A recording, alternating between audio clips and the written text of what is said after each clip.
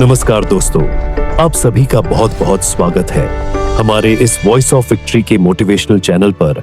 आज की कहानी जो हम आपको सुनाने जा रहे हैं वह है मुंशी प्रेमचंद की एक अमर कहानी, हार की जीत।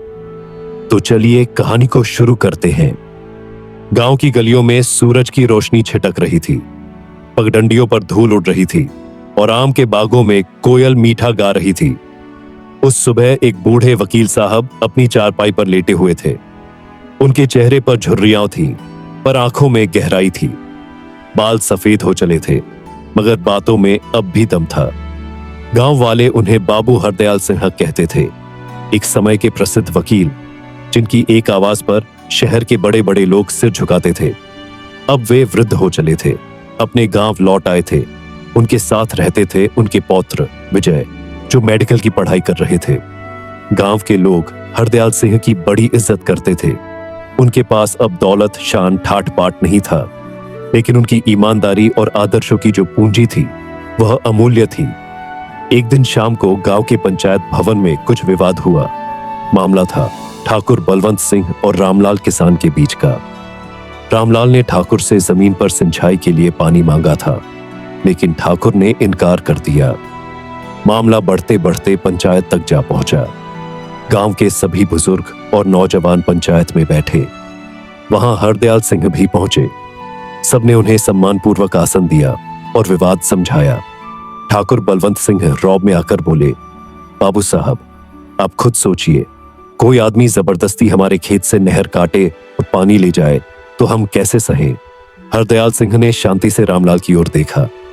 रामलाल की आंखों में आंसू थे। वह बोला, बाबूजी, मेरा गन्ना सूख रहा है। 2 बार कह चुका हूं ठाकुर साहब से।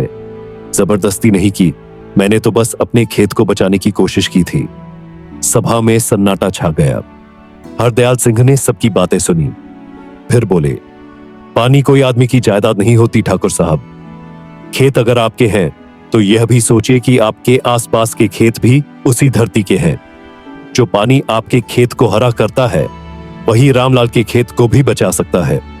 ठाकुर बलवंत सिंह कुछ बोलते, उससे पहले ही गांव का मुखिया बोल उठा, बाबूजी ठीक कह रहे हैं ठाकुर साहब, गांव में अगर एक आदमी भूखा मर जाए तो बाकी की रोटी भी जहर हो जाती है। बात खत्म हुई और रामलाल को पानी देने का निर्णय हुआ।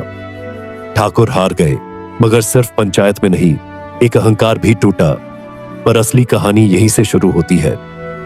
कुछ दिन बाद गांव में खबर फैली कि पास के कस्बे में एक नया वकील आया है। नाम था वकील अमरनाथ। बहुत तेज था और सुनवाई में एकदम धारदार। धीरे धीरे वह लोगों का चहेता बनने लगा।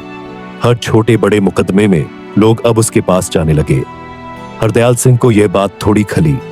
एक समय था जब लोग सैकड़ों मील से उनके पास आते थे। अब वही गांव जो कभी उन्हें सिर आंखों पर बैठाता था, किसी और की जय जयकार कर रहा था। एक दिन की बात है, गांव में एक जमीन विवाद हुआ 2 भाइयों के बीच।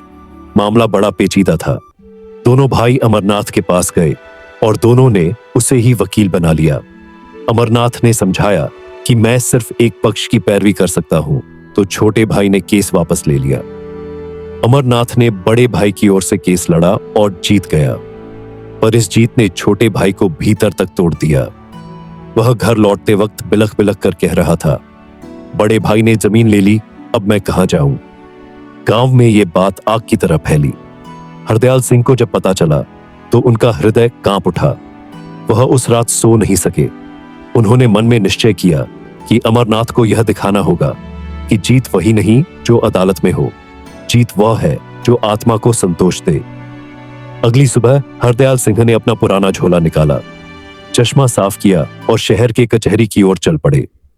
जब लोग देखे कि बाबूजी फिर से कोर्ट जा रहे हैं तो गांव में हलचल मच गई। कचहरी में जब हरदयाल सिंह दाखिल हुए तो सबकी निगाहें उन पर ठहर गईं।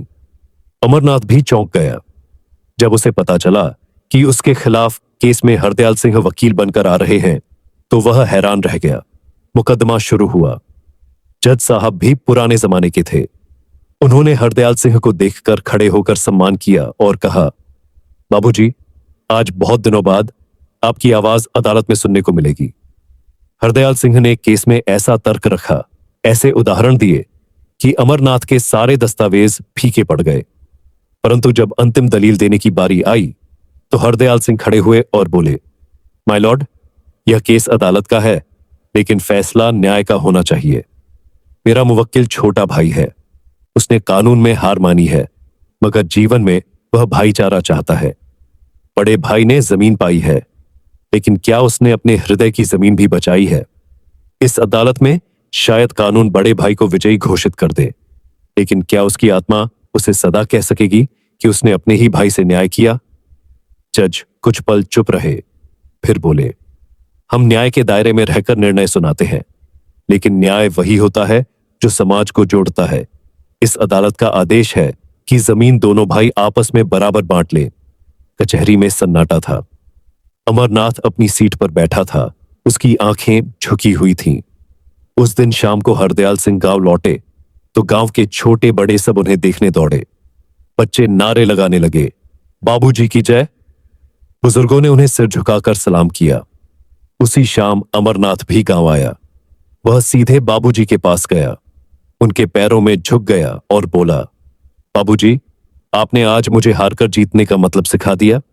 मैं कानून जीतता रहा, मगर आज जाना कि न्याय और करुणा की लड़ाई सबसे बड़ी होती है। हरदयाल सिंह ने उसके सिर पर हाथ रखा और बोले, बेटा, जब तुम्हारा दिल जीत जाएगा तब अदालतें तुम्हारी मोहर बनेंगी।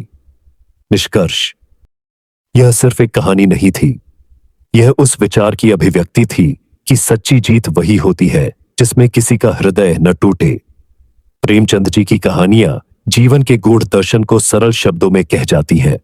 हार की जीत ऐसी ही एक अमर कहानी है, जहां बूढ़ा वकील हमें सिखा जाता है कि सबसे बड़ी विजय वह होती है जो भीतर की शांति लाए, भले ही वह बाहर से हार क्यों न लगे। अगर आपको कहानी पसंद आई हो तो वीडियो को लाइक करें और चैनल को सब्सक्राइब करना ना भूले। ऐसे ही और रोचक कहानियों के लिए धन्यवाद।